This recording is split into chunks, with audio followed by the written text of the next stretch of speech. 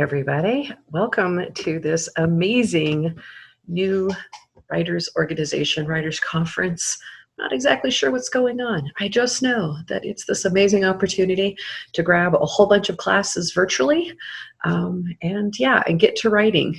So my name is Trey Cartwright, and I'm going to be talking to you about web series today. We're going to dig into like the why do web series, a little bit of obviously how to develop a web series.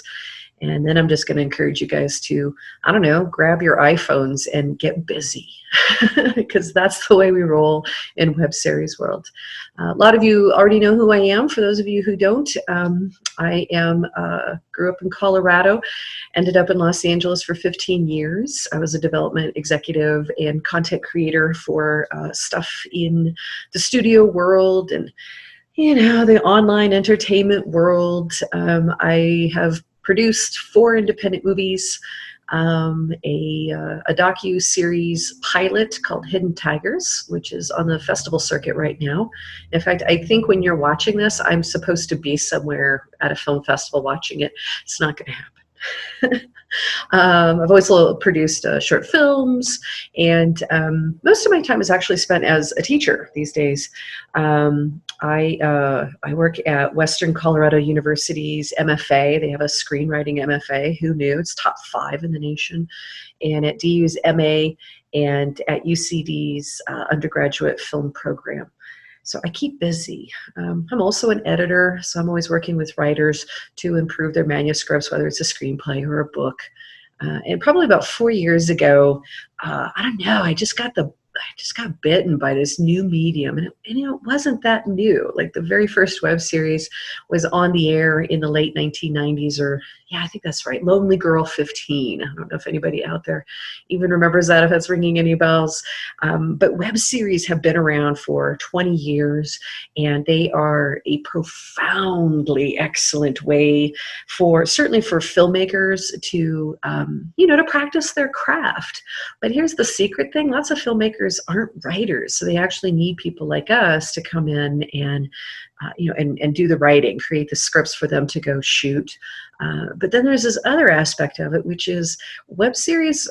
If you design it right, you can go shoot it. You don't need a lot of skills in order to create and put on the air a web series. As you know, the number one platform for it is YouTube, and I'm willing to bet that most of you have watched enough YouTube to know that you don't need a $50 million budget in order to execute and to find an audience on there.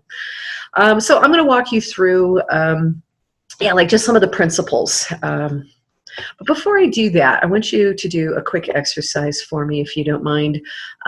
So on your computer or on a piece of paper, doesn't matter. I'm going to have you write down 9 things. I want you to write down 3 things that you're really good at. So for me, hey, storytelling. I'm also really good at watching movies, which doesn't sound like much of an accomplishment, but darn it, it is. Also like swimming, I love to swim, and I'm pretty darn good at it. Not in the winter, not this winter, that's for sure. So 3 things that you're really good at, and then another 3 things, things that you are passionate about. So yes, I'm passionate about storytelling, but that's not what I mean here. So for example, man, I love ethnic food. If it is from another country, I want to eat it. I'm so interested in learning about culture through food. I'm really into funk music. Just had the Brothers Johnson cranking this morning. Travel, I'm really passionate about travel, and it's been interesting to have to make adjustments during this time in our lives, but it's certainly I can still study it. I can still listen to people's stories and watch TV travel shows and get to know more about the world that way. Okay, so 3 things you're good at, 3 things that you're passionate about, and then the last 3 things that I want you to write down is 3 things that you think are really weird. I think octopuses, octopuses, oh, whatever, those things with all the tentacles, they're so weird. And it's not the tentacles. I mean, the tentacles are weird enough, but guys, like there's this camouflage element. They've got like multiple brains, like just like where are their eyes and why? They're just weird. Absolutely fascinating to me, but super weird. I think paper mache art is really weird because I don't know, like it's just like glue and paste and paper, and I don't understand it. And then people paint it and then they hang it on their walls. I don't know. There's something weird about paper mache in general. And also, even though I love all kinds of stories, I think French movies are weird. You know, like hardly anything happens. They like talk so much. There's never a happy ending. Usually it's the opposite, you know, instead of them taking like maybe a step forward in, you know, in becoming a better person or something, they usually actually like takes to, I just think it's weird, man. I'm much more of a American / Western kind of storytelling person. All right. So those are the 9 things. Hang on to those. We're going to come back around to those. All right. So I want to go into some of the things that make web series distinct. I'm going to give you a list of things to be thinking about as you move in that direction. The first thing is that the length of a web series is way, way different than like a TV show. Every now and again, somebody will make a web series that's like a half an hour, but like nobody watches it because that's just a TV show. Most web series function highest somewhere between like 3 and 7, maybe 8 minutes. I've absolutely seen web series where each episode is just 1 minute. I've seen web series where, you know, some episodes are 3 minutes and some episodes are 5 minutes.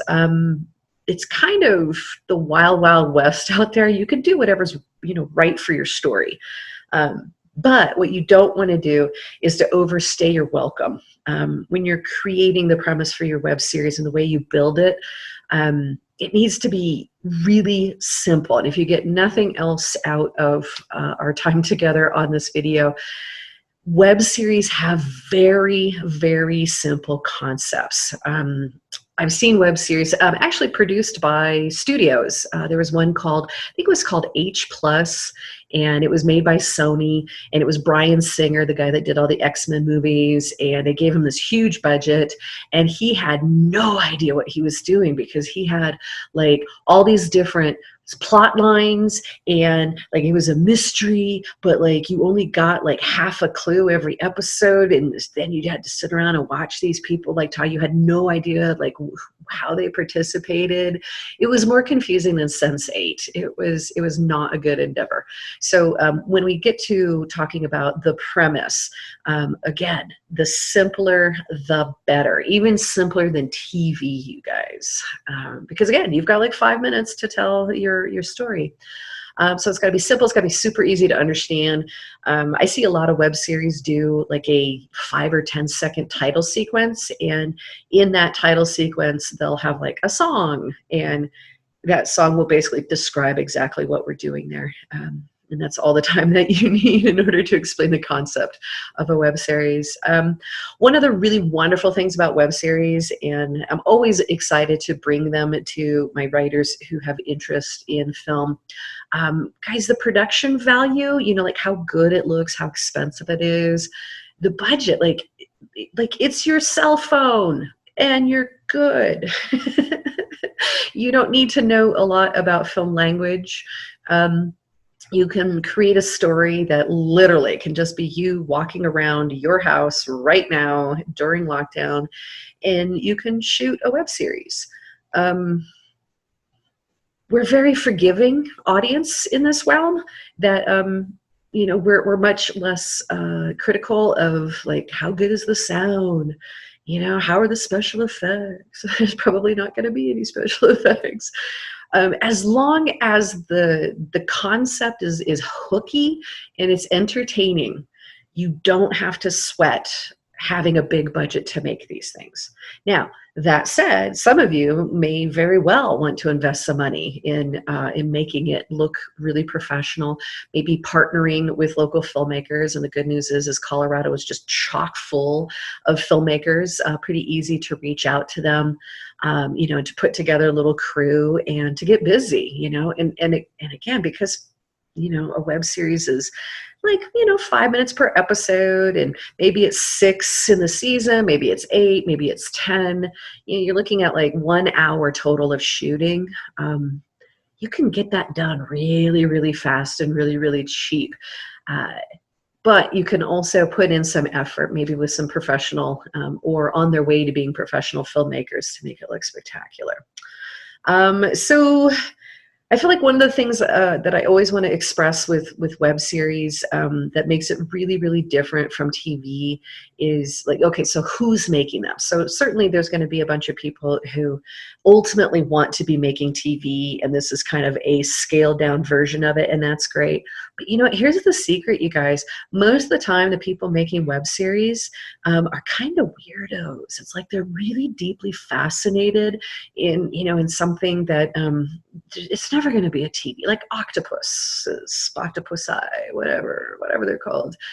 Like to make a web series about an octopus. It probably would be a nonfiction, like a documentary. Like my dream. Oh my gosh! Remember how I said I love travel? Like, wouldn't it be great to go around to different parts of the world and record experts on the local octopi, and just have like little 5-minute like meet Fred. This guy lives, on the reef off of the Australian coast. This is what's spectacular about him. Guys, that's not, that might go on, like, I don't know, not the History Channel, National Geographic or something. But for the most part, a 5-minute bit about an octopus is really going to just attract other people who are interested in octopus. And that's all you need. You're not trying to chase a huge audience, you guys. You're just trying to chase people who are interested in the same things that you're interested in. So it scales down, this need to be, making something that everybody and their dog is going to watch. It doesn't work that way in the web series world. Very rarely is there a web series. I bet you can't even name any web series, right? Maybe you can. I don't know. People talk about like high maintenance, that this was, I think it was like in its third season, third year. And it was a husband and wife team. And guys, it was made entirely like in just people's apartments. And it would usually have a cast of like 2, maybe 3 people. Kept it very, very limited, very small, very easy to produce. And it was about a bike messenger who was a weed dealer. And he would bring weed to new people, new buyers every week. And it wasn't about the weed. It was about the conversation that they had and how these people were desperate for connection. They were desperate for, for healing. They were desperate for medicine. So whether it was him or the marijuana, they all ended up feeling better at the end of the episode. That's it. That's all it was. And it was a smash hit to the point that HBO came in and they bought it. And then, of course, HBO screwed it up because HBO is television. So instead of just leaving it as this 5 to 7 minute piece of perfection that it was, they tried to turn it into a half-hour show, and it failed miserably. You want a web series idea that like can only be told, only needs 5 minutes or 7 minutes. Guys, this isn't a movie that we're breaking down into small pieces. It is a TV show, but we only need little bits of the plot each time. So anybody can make a web series is what it comes down to. Any genre you can imagine. So, this can be nonfiction. We just talked about the octopus one. But any, it could be a romance, it can be a Western, it could be sci-fi, it could be just straight up drama, it could be a comedy. So all genres live in the web series world. I will say though that comedies tend to do better than dramas. For whatever reason, I have a theory. I feel like we can't sink into a drama in 5 minutes. like we can't attach ourselves to the characters very well in 5 minutes. So comedy tends to be an easier connecting tool, I would say. And it doesn't mean don't try drama. Just know that you're going to be battling like attention spans a little bit. The thing with High Maintenance, it was totally a character-driven drama, but it was written so spectacularly. It wasn't just like, oh wow, man, let's like watch this guy deal weed. That was not why we were there. We were there to watch these really, really unique and vital interactions between people. So a lot of it's like the execution. So what your voice is inside of whatever genre that you are working in. You want to go extreme. The more exaggerated, the more heightened, let your freak flag fly, man. Like, go in there and just have fun, knowing that you are not trying to create a voice that everybody can hear. You just want to create a voice that your people can hear. They live mostly on YouTube. I've absolutely seen, like, so what are you going to do? You make this thing. Maybe you got a friend who can do some editing. Most laptops come with an editing program at this point. Why not learn it? Honestly, it'll take you 2 hours. Where do they live? At this point, it's YouTube, absolutely. But I've seen these things go on to charge like $1 an episode and of course it's going right out of my head, Vimeo, for example. If it's, a big kind of raunchy comedy one, like, what is it, college, oh shoot, I'm so sorry, it went right out of my head. Will Ferrell's website, Laugh or Die, I think it's called. So there's pocket places where people who are into this medium, they congregate and they come together. But you can, make a little money off of this if you so choose. Most of the time, it usually goes up there for free. A lot of it is, you experimenting, you trying to build out your audience. By the way, what a wonderful thing. As a writer, you may be a novelist, you may be a screenwriter, but like we all kind of cross over into each other's playgrounds at this point. So you could do whatever you want. It's going to draw people to, what you might consider to be your more mainstay medium, be it books or screenwriting.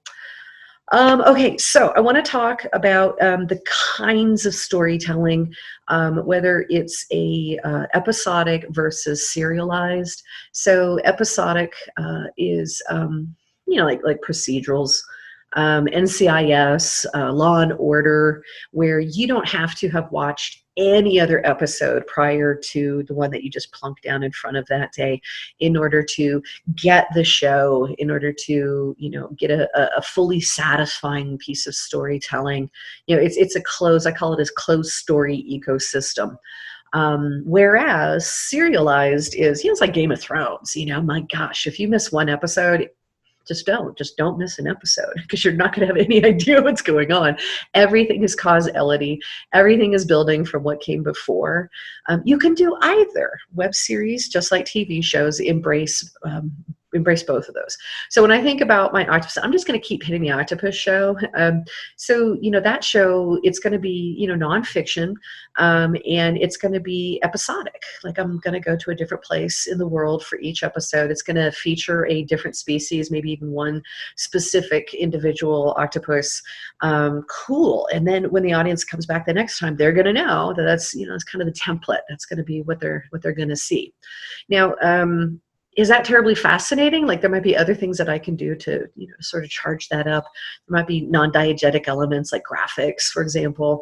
I'm definitely going to lay in like a really cool soundtrack, that kind of stuff, to make the production universe, more compelling than just like a camera on an octopus and some boring voice being like, this is Fred. Fred eats a lot.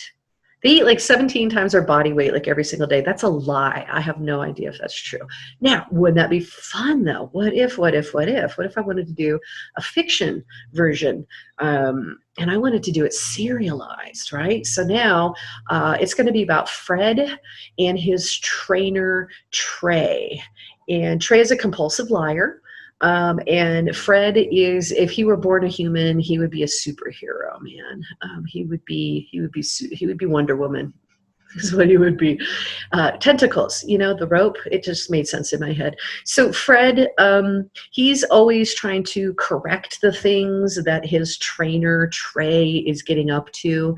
So now we have every episode, we know that Trey is gonna start some trouble, and Fred, using all of his crazy, amazing, dynamic octopus superpowers, is gonna have to set things to right. I'd watch that. I'd watch the heck out of that. You guys probably won't. It might just be me and my fascination for octopuses. Anyway, so that is an example. So maybe season 1 of the Fred and Trey show, Fred's just trying to get home, and maybe Trey is trying to like sell Fred into a circus so that she can be rid of this very arduous and hard to take care for, and not to mention judgmental. Fred is unbelievably judgmental. Trey can't make a move without Fred, like just, all the arms like judging her. So there's this great conflict between these two. And by the end of the season, they're going to have formed a partnership, a friendship. And instead of her trying to sell Fred off, and instead of Fred trying to get back to his part of the world, the two of them are now partners at the end. Cool, it's got an arc. I know that, my 8 episodes are all going to have to take us piece by piece by piece to the point where these two decide to be partners. What happens in season 2, now that they're partners, now that they're not fighting against each other? We're going to need a shark. You'll have to tune in. All right, so let's talk about what the concept is behind a premise. Now, this helps you for TV as well as for web series. And I'm going to read you a quote. It's from William Rapkin's book, Writing the TV Pilot. I promise you, it's the best $10 you will ever spend. Go buy this thing. It will, wow, it'll just blow the roof off of your mind about character build, not just for TV, but for books, for screenplays. Anyway, so here's his quote.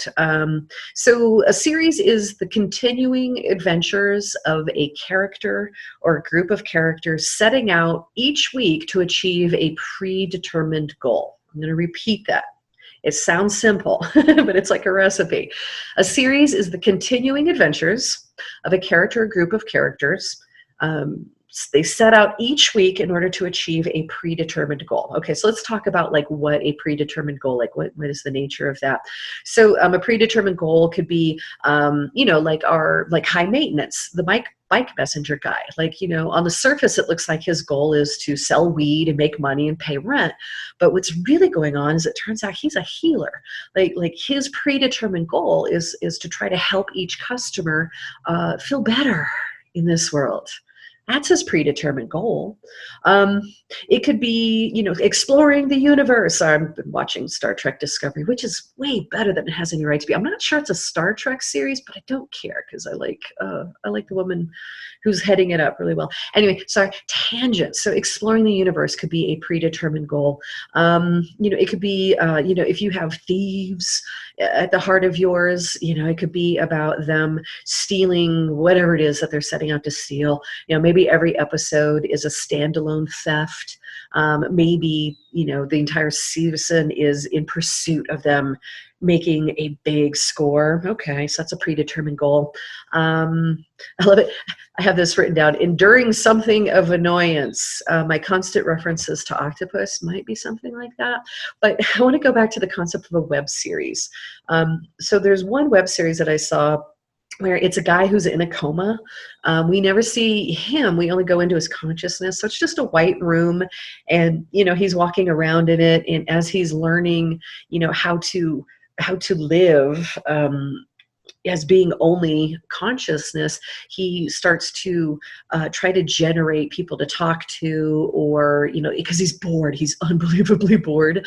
But the problem is everything that he brings into being is something that is not fun. We get to know this guy based on who pops into existence with him. And usually it's people who are very judgmental of him. There was like, the girl that got away. And, we get to see how he failed, to win her over. So I guess that's kind of what I'm thinking of, is like enduring something of annoyance. He's annoyed that he's in a coma. He would prefer not to be, but he's also annoyed that the only interactions that he is with things that reminds him of how unsuccessful he was when he was awake. Kind of fun, right? Terrible web series. I'm not even going to tell you what the title is. It was so badly executed. So it was a great, and by badly executed, I just told you that it should be okay, that it have, bad production values. Guys, that's not what I'm talking about. It was just badly written. They had this amazing concept, but it was so flat. It was so boring to watch, as it turns out. So as with all, stories, don't be boring. But let's go back to this concept of premise. So once again, a web series is a continuing adventures of a character or a group of characters. They're setting out each week to achieve that predetermined goal. And if you dig a little bit deeper, it's a way to explore an established conflict, like a thematic conflict. And it could be, it could be between the main characters. It could be self versus, self, like the coma guy. It could be the protagonist versus the world. It could be clashing worldviews. So whatever that central conflict is that you are exploring, that's going to be the wellspring of what your stories are about. All right, so a predetermined goal. I've already given you some examples. Let me give you some. So just like in in novel writing, you have an elevator pitch. In screenwriting, you have a log line. We tend to do log lines in web series and TV writing. So I'm going to give you a few of them. So a bike messenger travels New York City, solving the ills of his clients, all of whom are in desperate need for the weed and the healing that he delivers. I'm going to tell you about one. It's really rude. So if you don't like rude and kind of raunchy humor, don't watch this. But it's called The Most Popular Girls in School, and it is a deconstruction of high school mean girls using Barbie dolls. It's kind of fabulous. And mean and rude. So don't watch it unless that's kind of your humor. Here's another one. An artificial intelligence program takes over the technology of a city, and the corporate team who is responsible for letting this AI program loose must find a way to escape their own booby-trapped office building and shut down the AI before it takes over the world. Now, it sounds complicated, right? It sounds like it'd be too hard to do as a web series. But guys, it's just a team of people in an office building. The AI can just be a voice. So you can do sci-fi without having to do tons and tons and tons of special effects. Anyway, so again, these are just the one-line premise lines of a web series. So if you can kind of boil it down, to just that one line, chances are you're going to have a pretty good idea of what it is that you're trying to get done. All right, a couple more. I'm going to give you just a few more tips, and then I'm going to give you some web series to go watch, and then, it's a wrap. Okay, so again, web series are like 3 minutes, 5 minutes, 7 minutes, sometimes 10, but they're usually right on the shorter side. The episodes are on the shorter side. So here's the thing, you guys.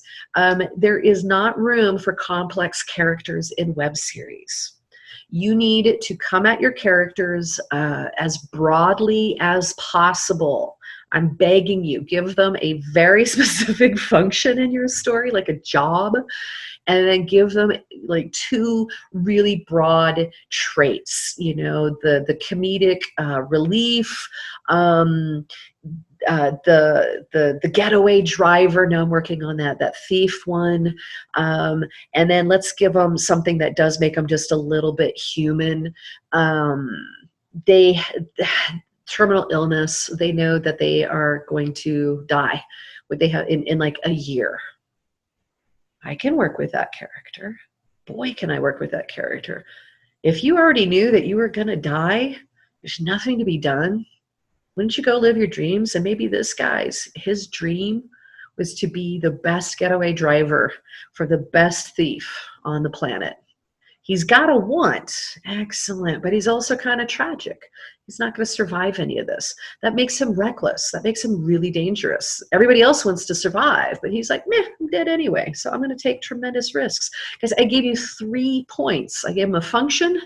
I gave him like kind of a story function. He's the comedic relief guy. But then I gave him one thing that, is kind of an inner struggle for them. That's it. That's it. You don't have to do anything more than that to be really successful with a super broad characterization. Gosh, even that, I wonder if, is that too deep? Is that too much to manage? Anyway, but the point is, bold traits, super bold. And that's all they do. They just show up and they lay on the shtick and they drive recklessly. It's all we're ever going to see from this guy. Let's see here. It needs to be a like an evergreen concept. So let's talk about the thief one for a second.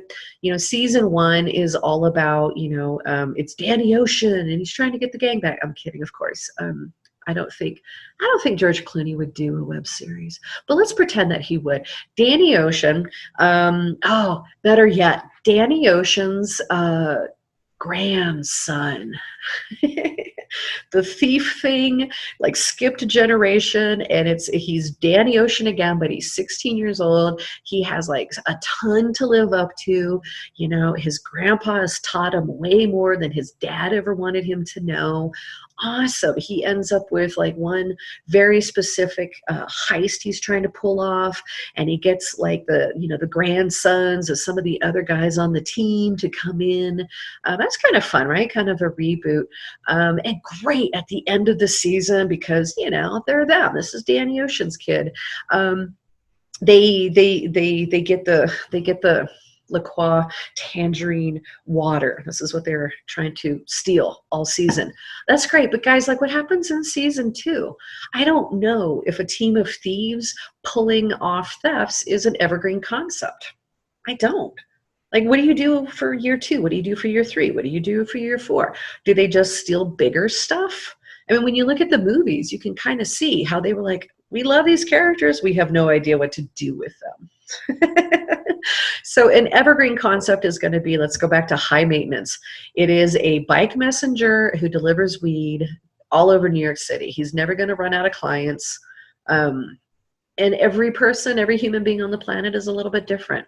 Their reason for wanting, to get high, to get healing is going to be different. That's it. That is evergreen. You could write 500 of those things. I promise you.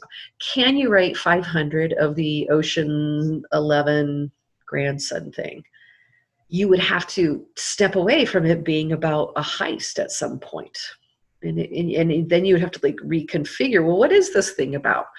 Like, I thought the fun was just that they stole stuff, but it's got to get bigger, the stakes have got to grow. And by the end of season 5, they got to be knocking off, Fort Knox or something. Nope, it's not going to work. Stick to your easy concept that you can go back and hit over and over and over again. So that's a big question to ask yourself, is how many episodes can I get out of this particular conflict? All right, what else? We talked about that. Oh, let's talk about the world really quick, and then we'll wrap up. Okay, here's the cool thing with web series. The world needs, I can't say that all of a sudden, the world that you build needs to be as broad and as specific as your characters. It's hard to get like a lot of world building in there, like Lord of the Rings would be super tough as a web series because you're spending so much time building the world. In a web series, like we just want the banter and we want the plot. That's it. Just give us the, what is our goal for this episode? Obstacle, banter, and then either a climactic finish or a cliffhanger finish. Guys, that's it. That's the structure. That's the key. That's everything. So if you're spending a lot of time trying to explain how magic works in this world, I don't know, maybe it's like a big political world, like it's gonna be really hard to like explain the nuances of, this party stands for this party stands for this party stands for this. You wanna keep it really simple, but at the exact same time, have some fun with the world. So, sorry, for some reason, bowling alleys just jumped into my mind. If there is a subculture out there that is of interest to you, like I've been hung up on In Tokyo, they have a huge rockabilly subculture. Yes, rockabilly, 1950s, greasers, poodle skirts, the saddle shoes with like the bows on them, lots of hair, lots of pomade in the hair, Elvis Presley. I don't know why, but Tokyo youth are riveted by rockabilly, 1950s American rockabilly. That's a cool world to go hang out in. So look for a world that is kind of exaggerated, because it'll just be easier to hook your audience in. Um, Okay, so it can be, and by the way, it can totally be like, I just told you, like, hey, everybody go make a web series right now in your house, in your apartment, in your bedroom. You can, in which case then the concept has to be what's of interest. See what I'm saying? So if you have a really basic world that everybody's familiar with, that everybody, can relate to, then your concept is going to have to be really hooky and strange. You can't have like just straight basic humans and a straight basic world, because we will turn you off. We will get bored. So you want to exaggerate in one direction or the other. So the fantastical world, which to me, Tokyo rockabilly subculture, that to me is pretty darn fantastical. The Fred and the trainer Trey, that's a fantastical kind of world. Like where, like who's going to want this octopus? Actually, you know what I might do is just make it a really basic, straightforward world, and then the concept is really strange. Watching this octopus, save the world week after week after week. All right.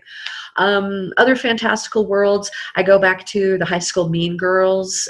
In high school, guys, high school is as standard as you can get, but it's told with stop motion Barbie dolls. Now I'm interested. Now it's like the film language, the way that they told it is really dynamite.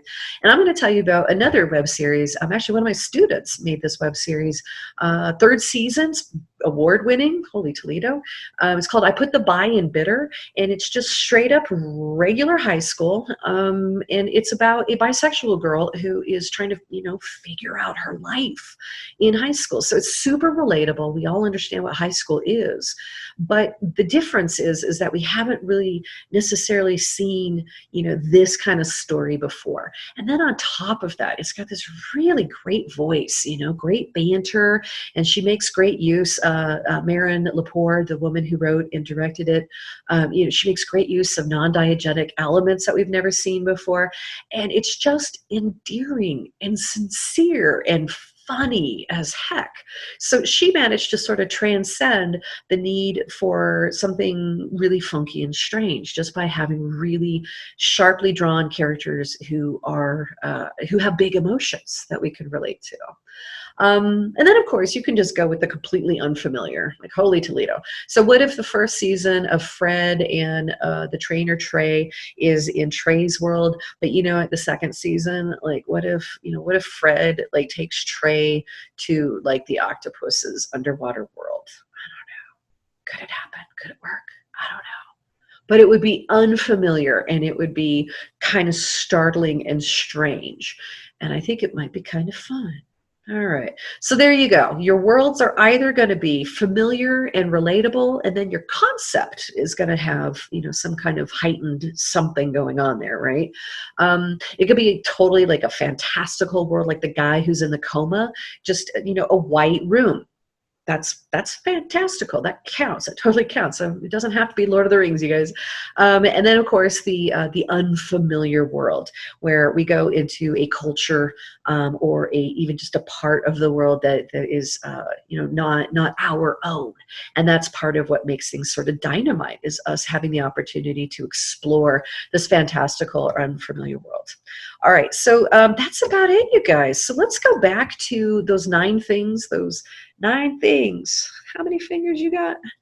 The hope is that somewhere in those 9 items, the things that you are really great at, the things that you are really passionate about, the things that you find are really weird, there's going to be something in there that you can build out a web series around, using these principles that we just talked about. They are also great for podcasts. So it kind of tricked you. It's kind of a 2-for-1.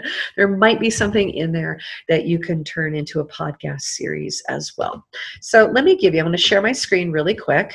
And I'm going to give you some of my all-time favorite web series. So we've been talking about high maintenance, which at this point you have to pay HBO to watch, even the little ones, the web series ones. Guys, it's totally worthwhile. Like catch at least like 4 or 5 of them so you can get the sense of why this was the web series that made these people stars, made them TV stars, that made HBO come and pay them a lot of money. You Suck at Photoshop. Extremely unique. So it's about a cuckold husband who he teaches Photoshop online. We never see him. We only ever see his computer screen, and he uses Photoshop to exact revenge, or at least revenge in his head for his lying, cheating, skeeving wife. It's deeply funny and very edgy in a really unique way. Like, it's like, how can Photoshop be a fantastical world? Go take a look at this, and you'll see how they did it. I put The Buy and Bidder I told you about. This is the high school girl, having her first love and trying to figure out who the heck she is in the big bad world. The most popular girls in school, that's the Barbie dolls. And what's really funny is it's written and directed and voiced by men. And you would think it would be super offensive, but instead it's all very meta, and it kind of circles back around. It's absolutely a gender study as well as a class study. It's brilliant. It's also really rude. Speaking of rude, Neil Patrick Harris's dreams. When he sleeps, he sleeps a lot, and when he sleeps or when he dreams in puppets. Every single episode is like a song and dance, because NPH is, he's the guy that brought Rent to the rest of the world. He was part of the original traveling cast for Rent. He's in Hedwig, for goodness sakes. Anyway, so he's a song and dance man, and in this he does musicals with puppets. And sometimes it goes kind of filthy, and sometimes it's just the most adorable, uplifting, amazing thing you've ever seen.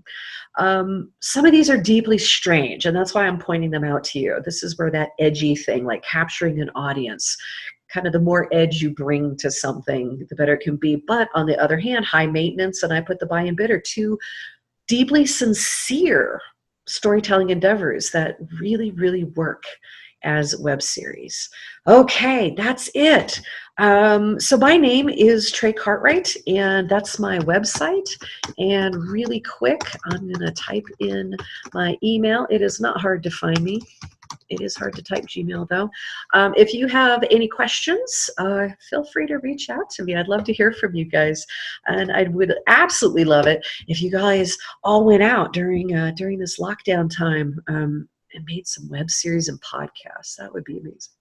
All right. Thanks again. And thanks also for supporting your local writers organizations. I know they worked really hard to put this event together.